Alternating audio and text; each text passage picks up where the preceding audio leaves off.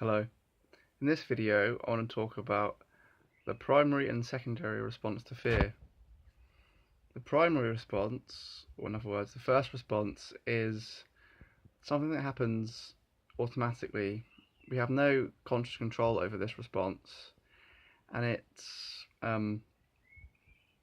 automatic because it's part of the autonomic system. It happens when we perceive something in our environment to be a danger, and our sensors register this as a danger.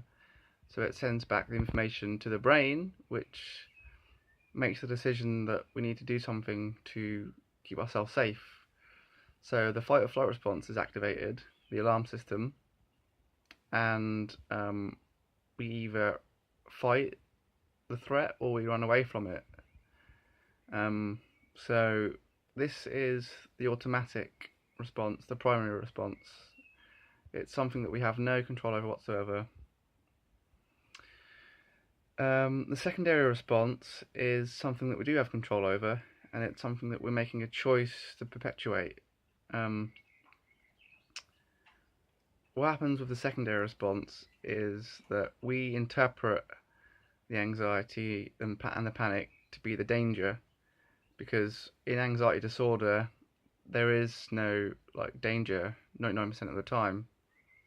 So we're giving off the impression that there's a tiger in a room, when really it's just our anxious thoughts and sensations. We're making this into the threat because we're responding and behaving in a way which is sending the signals that there's a danger. So this is how more adrenaline is pumped around the body. So yeah, that's the primary response. Is something that you can't control. It happens, and once it's happened, that's it. You can't stop it, and any attempt to do so is futile, because you just get dragged off into the current of anxiety and panic when you try and stop it. So the best thing you can do when you experience the initial response in an anxiety disorder is just to ride the wave. It's to go with it, and this is when this choice you have is the second response. So you can't stop the first response of feeling fear. It's impossible. We have to feel fear because we're designed to feel that way when there's a danger.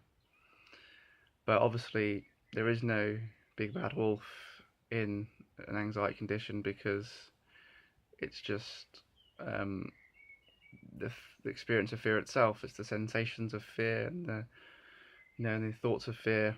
But obviously, we know there's no danger, so we have to tell this to our brain that there's no danger, and the way we do that is through our attitudes and through our behaviours. We practice acceptance by allowing the thoughts and sensations to be, because fighting it and fearing it is like emulating the fight or flight response, and the brain's going to get the message that this is obviously appropriate because we're dealing with a danger. So acceptance and lessening your fear of the anxiety and panic, and that's through understanding that you're safe and that there is no danger. There's just sensations which feel uncomfortable but are completely harmless. So